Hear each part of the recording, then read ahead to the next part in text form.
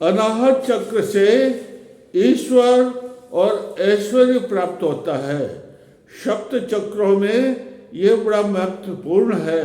सप्त चक्र कौन कौन से हैं? मूलाधार, स्वादिष्ठान, मणिपुर और चौथा अनाहत चक्र, पांचवा विशुद्ध आज्ञा चक्र और सहस्रार। इसमें अनाहत चक्र महत्वपूर्ण है।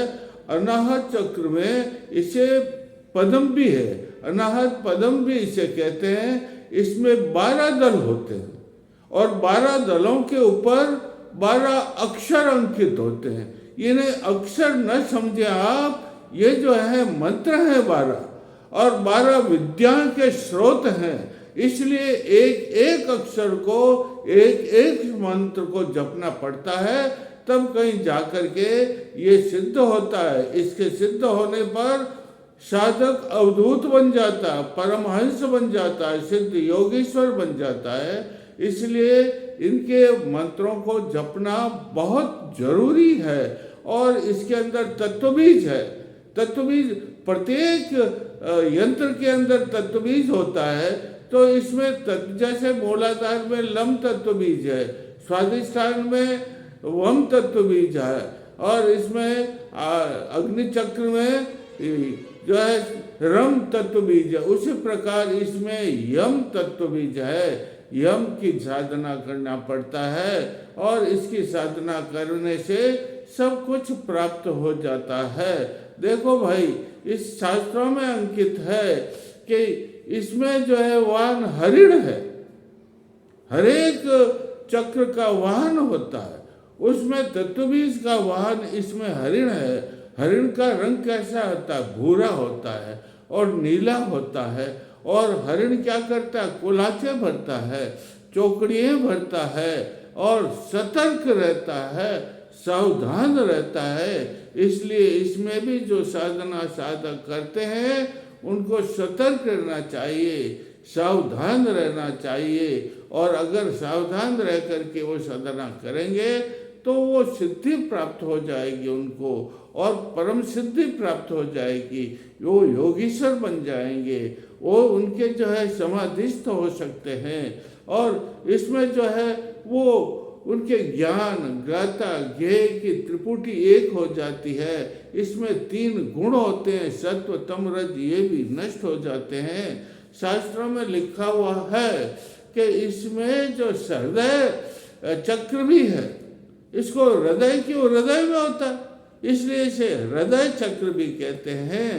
और हृदय चक्र की कर्णिका के अंदर जौ के बराबर, किसके बराबर? जौ होती है ना, गेहूं का दाना, उस गेहूं के दाने के बराबर एक जौ नाम का अनाज होता है। उस जौ, इसमें शास्त्रों में लिखा हुआ है कि इसमें जो है 12 दल तो होते हैं, लेकिन इसकी कर्णिका में एक अलग दल होता है, एक अलग कमल होता है जिसमें 8 दल होते हैं।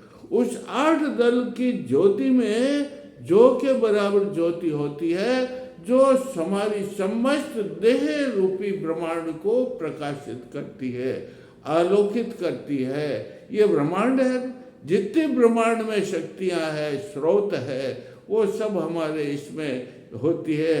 12 जो के बराबर जो है परम ब्रह्म, उनको क्या कहते हैं?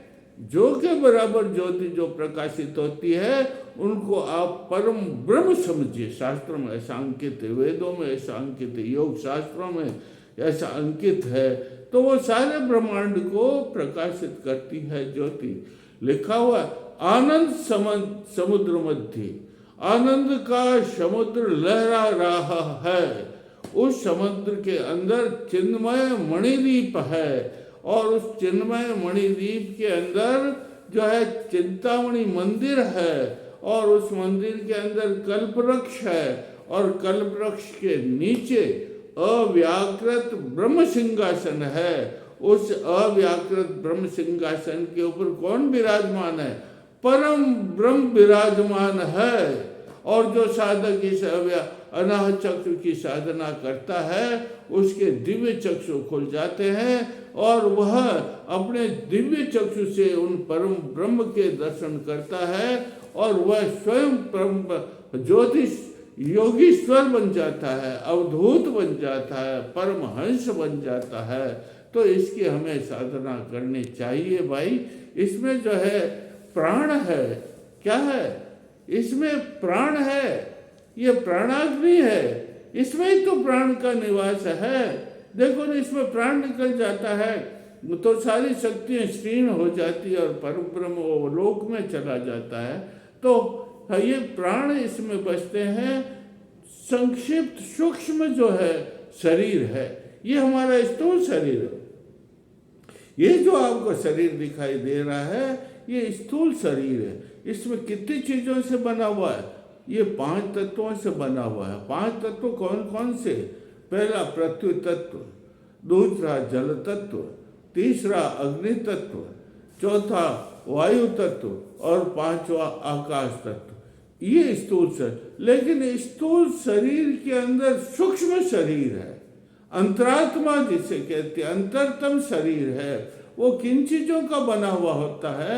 वो 5 चीजों का बना होता है। कितने का? 5 ज्ञानेन्द्रिय। कितनी ज्ञानेन्द्रिया? 5 ज्ञानेन्द्रिया और 10 प्राण। कितने प्राण? 10 प्राण। 5 ज्ञानेन्द्रिया कौन कौन सी? देखो, एक ये आंख का एक होगा, ये 2 हो गया, ये 3 हो गया, और एक चर्म ये हो गया, और एक रचना वाणी, ये देखो, ये 5 हो गई। 5 ये ज्ञानेन्द्रियां। 10 प्राण होते हैं। 10 प्राण कौन से? देखो, अपान और शबान और इसके अंदर व्यान और प्राण और उदान, और इनके भी 5 भाग, देव, दत्त, क्रमन, कृकल, कूर्म और धनंजय, देवदत्त और नाग, ये 10 प्राण होते हैं। तो ये शरीर को 10 प्राण संचालित करते हैं। पूरा अपना जो शरीर है ना, इसको 10 प्राण क्या करते हैं? संचालित करते हैं। और भाई हृदय रूपी चक्री है। बच्चे क्या करते हैं? वो पतंग उड़ाते हैं ना, उसमें चक्री होते हैं। तो हृदय रूपी चक्री है। इस हृदय रूपी चक्री की डोरी कौन है? वो प्राण है। कौन है? वो प्राण डोरी है।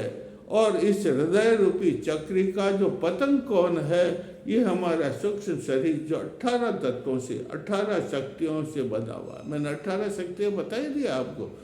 देखो, 10 प्राण, 5 जो है हमारी इंद्रियां, ज्ञानेन्द्रियां, और चित्त, बुद्धि और अहंकार, ये 18 शक्तियों से ये सूक्ष्म। देखो, स्थूल शरीर तो 5 तत्वों से ही बना, लेकिन ये 18 शक्तियों से बना हुआ सूक्ष्म प्राण है। ये हमारा हृदय चक्री है, प्राण उसकी डोरी है, और सूक्ष्म शरीर उसका पतंग है। अरे भाई, प्राण रूपी डोरी अगर कट जाती है तो हमारा सूक्ष्म शरीर रूपी जो है पतंग उड़ जाता है। और ये उड़ करके क्या अपने साथ क्या ले जाता है? ये जो प्राण रूपी ये सूक्ष्म शरीर उड़ता है नहीं, तो अपने साथ में उदान वायु जाती है। जो आप कर्म संस्कार करते हो वो इसके साथ में जाता है। और अन्नमय कोश, प्राणमय कोश, विज्ञानमय कोश, मनोमय कोश, आनंदमय कोश में से अन्नमय कोश इसके साथ जाता है। सारे कर्म उसने इस भव में किए, वो सब उसके साथ में जाता है। दूसरे गर्भ में सूक्ष्म शरीर प्रवेश कर जाता है, और वहाँ ये जो चीज़ें मैंने बताई है, ये वासनाएं वहाँ इसको भोगता है, और उसका शरीर, संसार रूपी शरीर उसका चलने लगता है। तो इस प्रकार ये जो हमारी हृदय चक्री है, ये हृदय चक्र की गांठ उसमें लग जाती है, और वही गांठ से जो है उसका जीवन यापन होता है। इतना इसमें जो है अनाहत चक्र में शक्ति है, स्रोत है। अब देखो, इसको जागृत करने के लिए कई मंत्र है। इसमें प्राण में जो है कितने 10 प्राण बताए मैंने। इसमें देखो 21,600 जब चलते, सांस चलते रात दिन, कितने 21,600 जो है श्वास प्रश्वास चलते रहते हैं। तो इनमें जो है 100 मंत्र को जपना चाहिए। किसको जपना चाहिए? सोहम, ये ऊपर सांस खींचते हैं तो इससे सो, और नीचे सांस छोड़ते हैं तो हम, सो हम, और इसीलिए इसे अजपा मंत्र कहते हैं।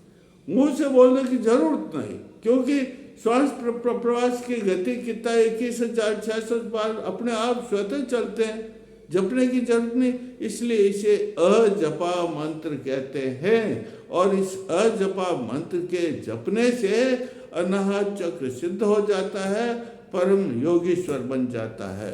और दूसरा जो मंत्र है, इसका संक्षिप्त मंत्र है ओम हंस ओम परमपद तर्पयामि ओम फट।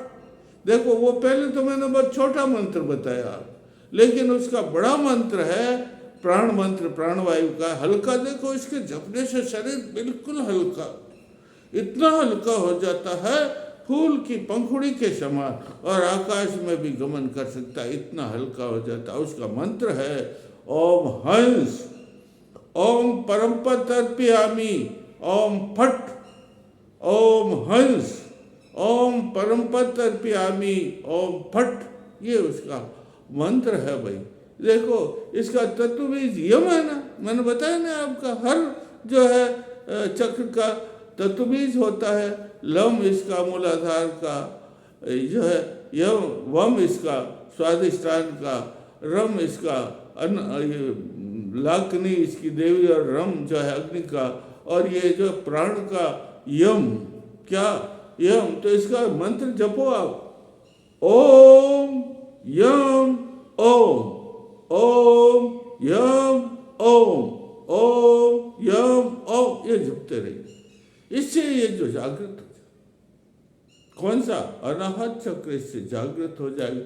लेकिन जपना कैसे वो बता देता हूँ। आप अबोट हो जाइए, स्नान कीजिए और अंतरात्मा को शुद्ध कर लीजिए। इसके मंत्र मैंने बताए हैं, राम पृथ्व्याधिपतिये नृत्य कलात्मते होम छठ स्वा, रिम वैष्णवे जलाधिपति, और प्रतिष्ठा कलात्मने होम फट स्वा, रोम रुद्राय तेजोधिपति, विद्या कलात्मने होम फट स्वा, रिम ईशानाय वायुवाधिपति, शांति कलात्मने होम फट स्वा, ओम सदा शिवाय आकाशाधिपति शांति तीर्थ कलात्मने होम फट स्वा।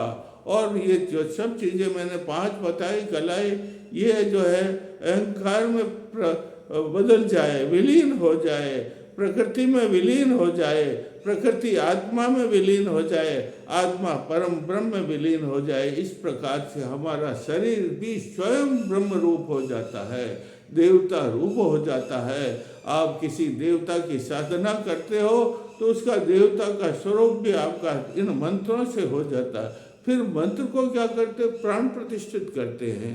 प्राण प्रतिष्ठित कैसे करते हैं, संक्षिप्त विधि बता देता हूँ। ओम यम ओम, यह है, इसको कहा प्राणा, ये प्राणा, इसके अंदर प्राण प्रतिष्ठित हो जाए। इस मंत्र के अंदर प्राण प्रतिष्ठित, इसमें जीव प्रतिष्ठित, जीव हो जाए।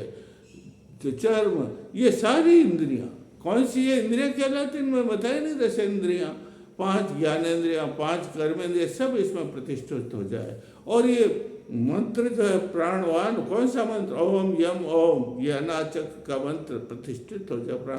और फिर आप माला जपिए, और तब कहीं जाकर के आपका ये सिद्ध हो जाएगा। क्या हो जाएगा ये मंत्र, ओम वर्णेश। अगला जो है 8 तारीख को शिवरात्रि है, शिवरात्रि का वर्णन और अन्य प्रकार के मंत्र आपको बताऊंगा। बोलिए जय श्री राम।